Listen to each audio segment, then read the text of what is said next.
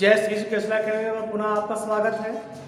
और आज हम बताएंगे क्लास 10वीं का गणित और प्रश्नावली है 11.1। इसका सबसे पहले आप बताएंगे अभी क्वेश्चन नंबर 1। चलिए क्वेश्चन नंबर 1 को देखते हैं। क्वेश्चन नंबर 1 है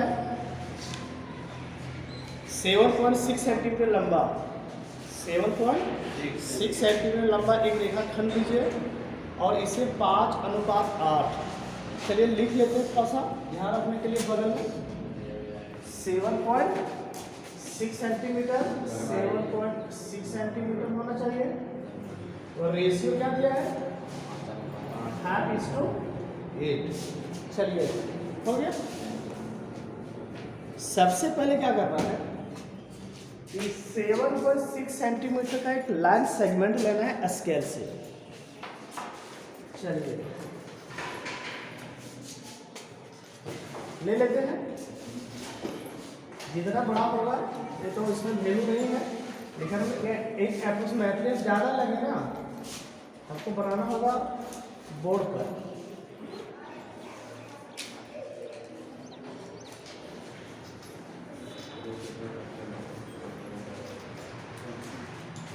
सपोज कर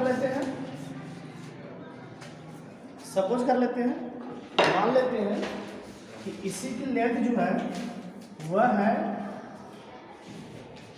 7.6 सेंटीमीटर। और लंबा कर लेते हैं ना, मुझे लगता है कि छोटा हो जाएगा। रहने तो कोई दिक्कत नहीं, आप अपना स्केल से लेना है ना, जितना आपका वैल्यू होगा एक्चुअल वैल्यू। इसके बाद दूसरा स्टेप है, ऐसे इसको हम दो तरीके से बना सकते हैं। हम एक स्टेप लेते हैं कोई भी। पहला स्टेप है न्यून कोण बनाते हुए एक रे खींचना है। न्यून कोण मतलब 90 डिग्री से छोटा। देखा इस तरह से 90 डिग्री छोटा है, 90 डिग्री खड़ा होगा तब ना होगा। और थोड़ा और लंबा ले लेते हैं, ये अपने से लेना है। अपने से लेना है। ये जो है ना, ये रे है, किरण है। जब किरण है तो ये इंफिनिटी तो जाएगा ना, बुझ रहा है कि नहीं। अब ये कितना डिग्री कोण लेना है, ये आपने मन से लेना है।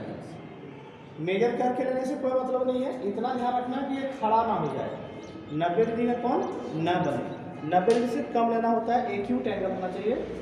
अब नेक्स्ट स्टेप है इसका, इस रेशियो को जोड़ दो। 5+8 इसका मतलब है कि हमें इसे 13 बराबर भागों में बांटना है। कितना 13। तो हम उससे नहीं बांटेंगे बल्कि इससे बांटेंगे 13 बराबर भागों में, जैसे कि कल हम बताए थे आपको। चलो हम इसको फैला लेते हैं और इस तरह एक उतना ही फैलाना ना, ताकि ये 13 भाग में कंप्लीट हो जाए। 1 2 3 4 5 6 7 8 और कम कर देते हैं। चलो इतना लेते हैं, क्या आएगा 13 तब ना। ले 1 2 3 4 5 6 7 8 9 10 11 12 और एक और लेते हैं 13। देख रहा है, वो लाइन को और बढ़ाना पड़ेगा। ये तो और छोटा लेना चाहिए था, तो इसी लाइन को बढ़ा लेते हैं। आप उतना नहीं कुछ करेंगे, थोड़ा सा इसको और बढ़ा लेते हैं ताकि उस लाइन को पास हो जाए। और इसे x को वहाँ से हटाकर सबसे लास्ट में x लिख लेते हैं। अब क्या करना है, इसका नेमिंग करना है, सभी का नाम देना है। इसका नाम देते हैं x1 x2 x3 x4 x5 x6 x7 x8 x9 x10 x11 x12 x13। यहाँ पर लिख देते हैं ए और बी इसका नाम होगा। कितना हो गया? अब नेक्स्ट वर्क इसका है, इसके बाद का स्टेप है X13 और B को मिलाना। X13 और B को मिलाना, चलो मिलाते हैं। X13 और B को मिलाना है, इसको मिला क्या बोल रहा? दूसरा है जैसे X12 और X11 से नहीं, हम एक कितना भाग किए इसको, इसको भी 13 भाग करेंगे, समझा कि नहीं? इसलिए हम इसी से मिलाएंगे तब ना 13 भाग होगा, इसलिए इसी से मिलाना है। 13 से मिला इसको, तो स्केल भी छोटा हो जाता है ना।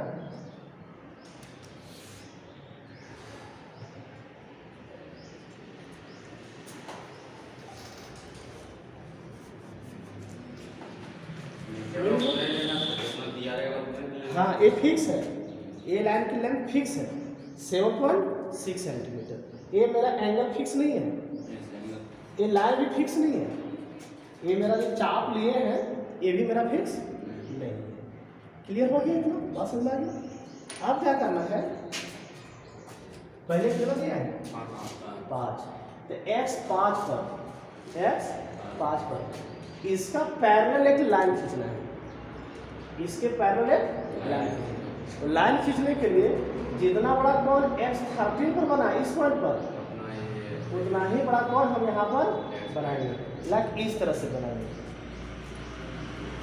अंदाजे देख लो, जितना बड़ा कोण होगा उतना ही बड़ा कोण इस पॉइंट से इस तरह का खींचेंगे, और जो खींचेंगे इस लाइन से पैरेलल दिखना चाहिए। सुना बात को? इस लाइन से इतना पैरेलल, तो जितना बड़ा कोण यहाँ पर है उतना ही बड़ा कोण हमको यहाँ बनाना है। तो कोण बराबर कोण बनाएंगे यहाँ पर, जिससे कल बताए थे कौन सा। चलो अब बनाते हैं बराबर कोण। अब इसे अपने मन से फैला लेना, जितना मन करे, जितना मन करे उससे कोई दिक्कत नहीं। और इसको रखना है X13 पर, और इसको चाप रखना है। खास और बढ़ा ले लेते हैं ना, आसान होगा। छोटा भी ले सकते हैं, वैसे कोई बात नहीं है, अपनी मर्जी रहती है यहाँ पर। ये ध्यान रखिए, कोई पॉइंट नहीं है ना। हाँ, इसी पर आ जा रहा है ना, थोड़ा सा आगे पीछे कर लेते हैं। हो गया? अब इसको ऐसे सुना। अब इसमें से इसको कम बेसी नहीं करेंगे, इसी को उठाएंगे और X5 पर रख लेंगे, और इस लाइन को काटेंगे, इस लाइन को। इतना होगा। अब क्या काम है, इसकी लेंथ को मापना, इसकी लेंथ को मापना, वो भी इसी से मापना है। देखो हम माप के दिखाते हैं। इस तरह से रख लेना इसको, और इस तरह से इसको एडजस्ट कर देना। एडजस्ट हो जाएगा लगभग, हो गया है ना।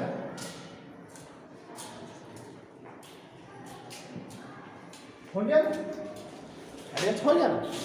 अब इसको उठाएंगे और यहाँ पर नापे, हम इसे चाप से नापे थे ना, तो इसी चाप पर रखेंगे। देखो यहाँ पर रखेंगे इस पर, और इसको ऐसे कट गया। अब क्या है, इसके बाद X5 और इस कटार बिंदु को मिलाएंगे ऐसे, X5 और कटार बिंदु को अच्छी तरह से एडजस्ट करना है और मिलाना है।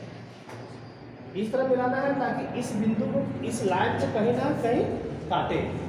अब इसका नाम कुछ दे दो, ये बिंदु का, ये बिंदु का नाम देते हैं कितना, P देते हैं। अब AP but is to PB जो है ना, यही है 5:8। कहने का मतलब हुआ कि AP है 5 भाग और PB है 8 भाग। समझ आ गया बात को? बहुत छोटा सा सिंपल स्टेप है। ए लाइन जो है ना, इससे पैरेलल हो गया। पैरेलल कैसे हो गया, जैसे कॉन्सेप्ट आता है पिछले क्लास में आता है, यदि ए कोण इस कोण से बराबर होती है तो ये दोनों लाइनें पैरेलल मानी जाती है। इसको कहते हैं संगत कोण। जो कौन सा है, संगत कोण। अब इसमें देखेंगे, इस फोटो में भी देखेंगे, अगर देखा कैसे हो रहा है, इसमें हो रहा है एक लाइन ऐसे है, एक लाइन ऐसे है। ये लाइन इसको लिए हैं और ये लाइन इसको लिए हैं, और ये है ट्रांसवर्सल लाइन, तिरछेदी रेखा। अब इस कोण को इस कोण के बराबर बनाए। ये जितना बड़ा कोण है उतना बड़ा कोण ए है, इसका मतलब ये दोनों संगत कोण है। तो संगत कोण जब बराबर होते हैं तो ये दोनों लाइन आपस में पैरेलल होती है। समझे बात को? तो इस तरह से 5 भाग और ये 8 भाग में स्प्लिट हो गया। चलिए हम दूसरा क्वेश्चन देखते हैं। ठीक, चलिए अब आते हैं दूसरा क्वेश्चन। एक बार दूसरा क्वेश्चन आप लोग सब देख लीजिए। 4 सेंटीमीटर 5 सेंटीमीटर 6 सेंटीमीटर भुजाओं वाला एक त्रिभुज बनाइए। यही लिखा है ना, एक त्रिभुज लिखना बनाना है। देखो हम एक त्रिभुज बना लेते हैं यहाँ पर। आपको कितना दिया हुआ है? 4 सेंटीमीटर 5 सेंटीमीटर और 6 सेंटीमीटर। इसके बाद आगे देखो, आगे लिखा हुआ है फिर एक अन्य त्रिभुज की रचना कीजिए जिसकी भुजाएं दिए हुए त्रिभुज की भुजाओं के, अरे कहाँ चले गए? हाँ ठीक, भुजाओं की 2/3 गुना गुनी। इसमें 2 भाग है। इस क्वेश्चन में 2 भाग है। पहला भाग क्या है? पहला भाग आपको एक त्रिभुज बनाना पड़ेगा। उसकी मेजरमेंट क्या होना चाहिए? 4 5 और 6। उसके बाद एक दूसरा त्रिभुज बनाना है जो 4 5 6 के रिस्पेक्ट में 2/3 गुना होना चाहिए। 2/3 गुना। इतना कुछ कठिन नहीं है, आप खाली देखो समझ जाओगे। कैसे हम करेंगे? सबसे पहले त्रिभुज बनाना है। सबसे पहले त्रिभुज बनाना है। तो त्रिभुज में सबसे इसका नाम, कुछ नाम दे देते हैं ना। नाम देने को आप बोलने में नीचे होगा ABC। सबसे पहले देख लो कि BC कितना है? 6 सेंटीमीटर। अगर इधर लिखते ना 4 5 6, अब 5 6 किसी तरह कोई दिक्कत उससे नहीं था। मतलब यहाँ पे कुछ ना कुछ मेजरमेंट आ ही जाता ना। तो कितना आया हुआ? 6। तो 6 सेंटीमीटर का एक लाइन सेगमेंट खींचे। स्टेप नंबर 1 होता है इसका। देखो हम खींचते हैं 6 सेंटीमीटर का। 6 सेंटीमीटर का एक लाइन सेगमेंट लेना है आपको। स्केल से माप के लेना है। चलिए, ये 6 सेंटीमीटर का हमने ले लिया।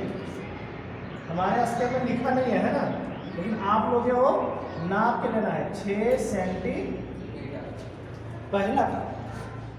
ठीक।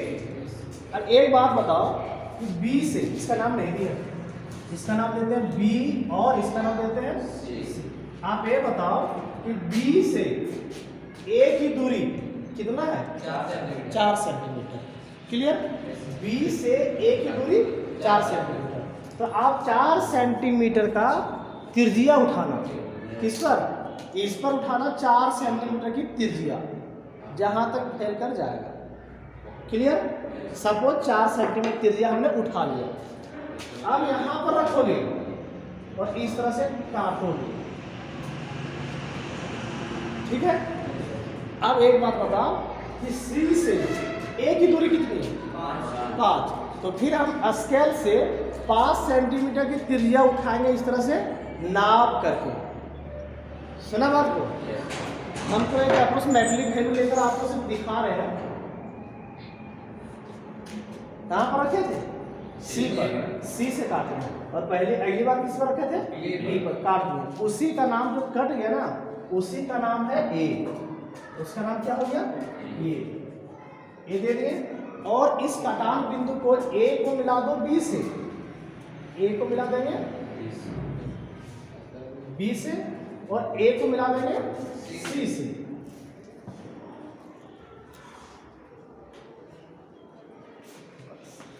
त्रिभुज बनकर रेडी।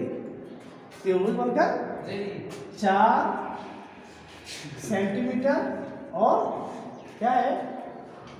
5। अब अगला काम क्या है वो देखते हैं ना।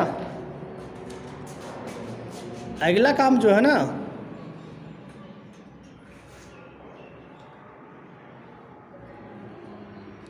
अगला काम देख लो थोड़ा सा। अगला काम इसका होता है कि हमको थोड़ा ऊपर बनना चाहिए था और हमको ध्यान नहीं आया उस टाइम। एक न्यूनतम का इधर से करना है, न्यूनतम लेना है। उसी तरह से जैसे आप किसी भी साइड में ले सकते हैं। इस साइड में ले लो, इस साइड में ले लो, इस साइड में ले लो, कोई दिक्कत नहीं। लेकिन ज़्यादा कोशिश करना कि जो बड़ी साइड है ना उसमें लेना है। तो बड़ी साइड तो 6 वाला है।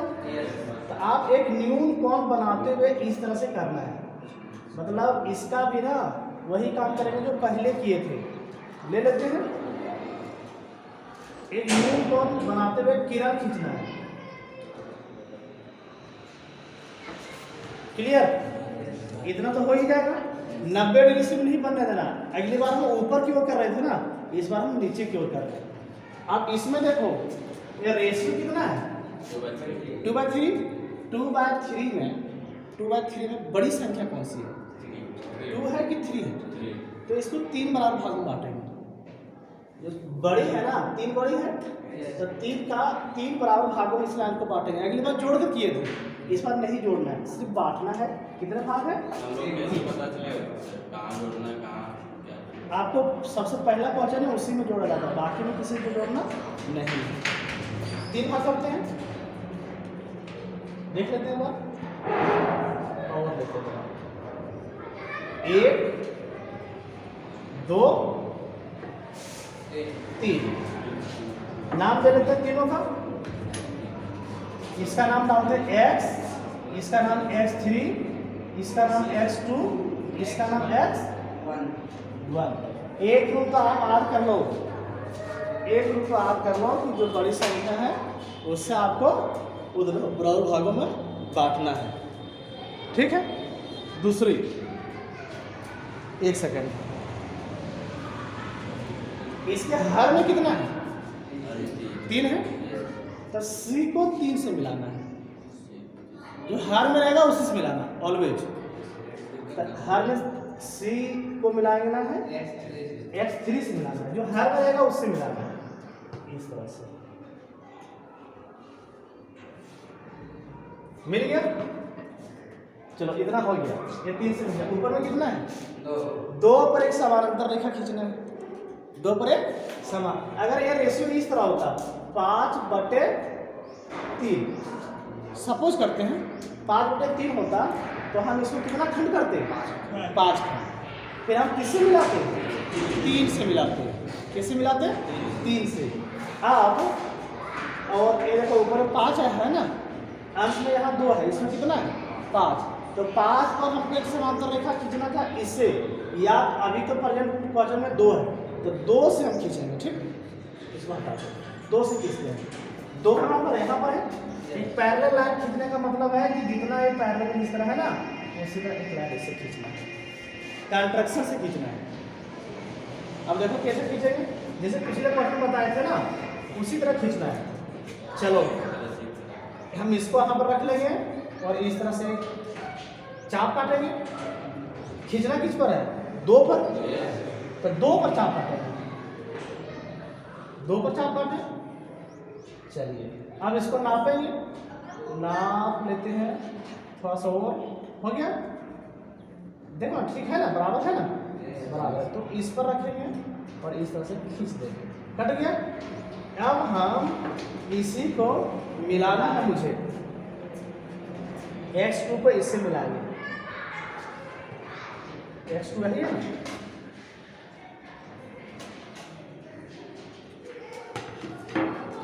पैरल दिख रहा है ना, एकदम कंफर्म पैरल दिख रहा है। ठीक हो गया।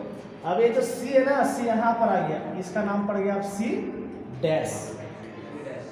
अब जितना कोण इस पर बना है C पर, उतना ही कोण इस बार C डैश पर बनाना है, C डैश पर। वही प्रोसीडिंग जो यहाँ पर अपना है, वही प्रोसीडिंग यहाँ पर अपनाना है। फिर दिखाते हैं क्या प्रोसीडिंग था। यहाँ पर रख लेंगे, एक बार इस तरह से चाप काटेंगे, फिर यहाँ पर रखेंगे, फिर चाप काटेंगे, इसको मेजरमेंट करेंगे।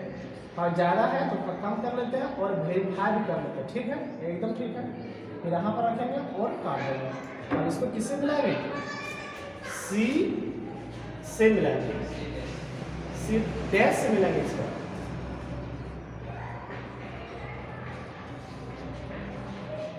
हो गया। अब ये आ गया A डैश, ये यहाँ था ना, अब ये डैश यहाँ आ गया। यानी जो नया त्रिभुज बना है ना, रिक्वायर्ड ट्रिंगल मेरा हुआ है, जो नया ट्रिंगल बना है वो ट्रिंगल है ट्रिंगल A डैश। देखो A डैश एक ट्रिंगल है ना, A dash B C dash. यही जो ट्रिंगल है A dash B dash, original triangle का 2/3 भाग है। ओरिजिनल ट्रिंगल है ए बी सी, और जो नया ट्रिंगल बनाए हैं वो है A dash B C dash. ठीक, तो ओरिजिनल ट्रिंगल यानी ए बी सी का 2/3 गुना है A dash B C dash. यानी कहने मतलब है कि A B C triangle A B C का 2/3 गुना 2/3 गुनी triangle A dash B C, यही बुक ने बोला है, यही क्वेश्चन है। तो ऐसा नया ट्रिंगल बनाइए, तो हम नया ट्रिंगल बना दिए। इस तरह से यह स्टेप खत्म हो जाती है। ठीक है, अब तीसरे क्वेश्चन, चलिए क्वेश्चन नंबर 3 को देखते हैं। क्वेश्चन नंबर 3 को एक बार पढ़ लेते हैं। 5 सेंटीमीटर, 6 सेंटीमीटर और 7 सेंटीमीटर भुजा वाले एक त्रिभुज की रचना कीजिए। 5, 6 और एक रफ फिगर बना रहे हैं, रफ है, ओरिजिनल नहीं है।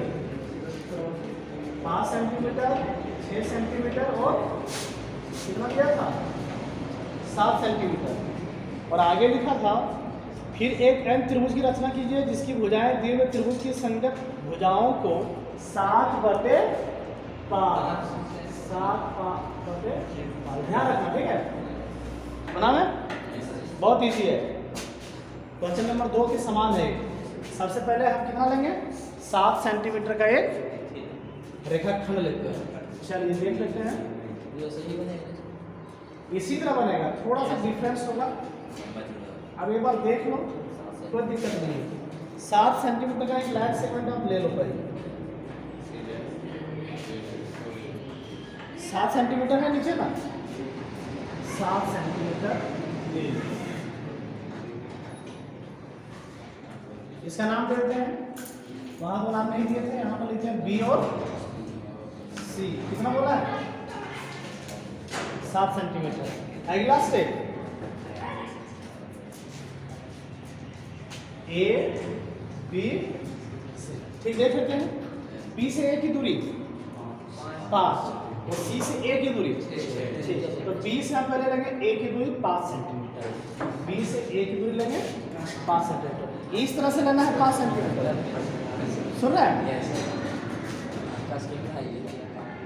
और इसी तरह से काम चलाना पड़ेगा ना, और इसी तरह से आपका कंस्ट्रक्शन आ भी जाएगा, नहीं है कोई दिक्कत नहीं है।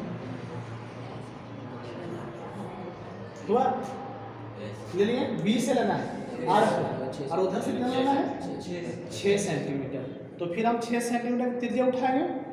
चलिए ये 6 सेंटीमीटर को उठा लें और इस तरह से इसको कट गया। अब इसका हम नाम देते हैं, इसका नाम है ए, और हम इसको मिला देते हैं, ए से बी को मिला देंगे। ये कितना हो गया 5 सेंटीमीटर, और इसको इधर से मिला देंगे, ये हो गया 6 सेंटीमीटर। वैल्यू लिख देते हैं, ये है 5 सेंटीमीटर और ये है 6। अगला स्टेप है, एक लाइन खींचो नीचे, जैसा कि हमेशा बता रहे एक्यूट एंगल में ले लेना, दिमाग उतना लगाने की जरूरत नहीं है, आप आसानी से इसका कंस्ट्रक्शन कर सकते हो।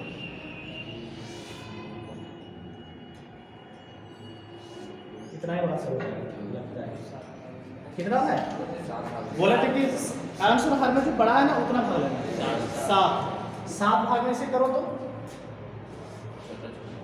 छोटा छोटा करेंगे, नहीं तो इसकी बाहर हो जाएगा। 1 2 3 4 5 6 7 हो गया 7। अब आगे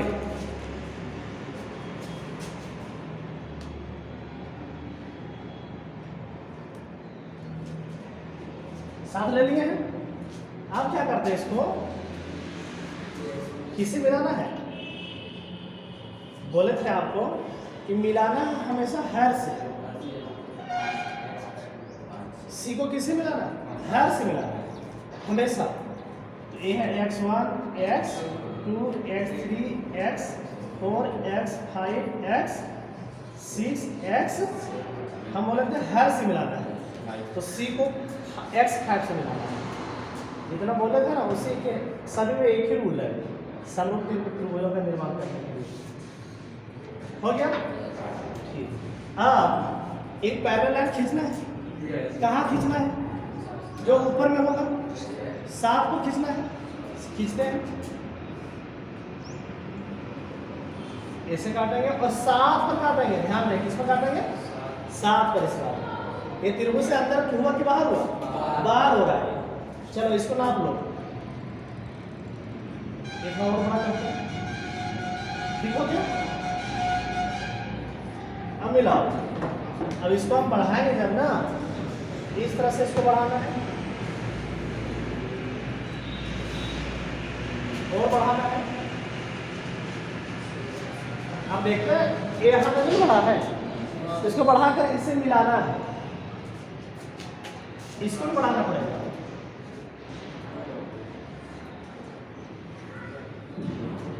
बढ़ गया। अब ये जो सी था ना इसका नाम हो गया सी डैश, यानी अब जो नया ट्रिंगल बन रहा है वो पहले वाले ट्रिंगल से बड़ा बन रहा है, क्योंकि 7:5 है ना तो बड़ा बनेगा ही। अगला स्टेप वहां पर दोहराएंगे, देख लेते हैं। नाप लिए, ठीक है, नाप लिए, मिला दिए। इसको मिलाना है इस तरह से, पैरेलल लाइन अपने आप खींचा जाएगा मिलाने से ही।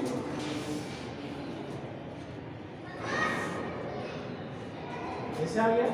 इसको और बढ़ा देंगे थोड़ा सा और इसको इतना बढ़ाएंगे ताकि इससे एक दूसरे को मिल जाए।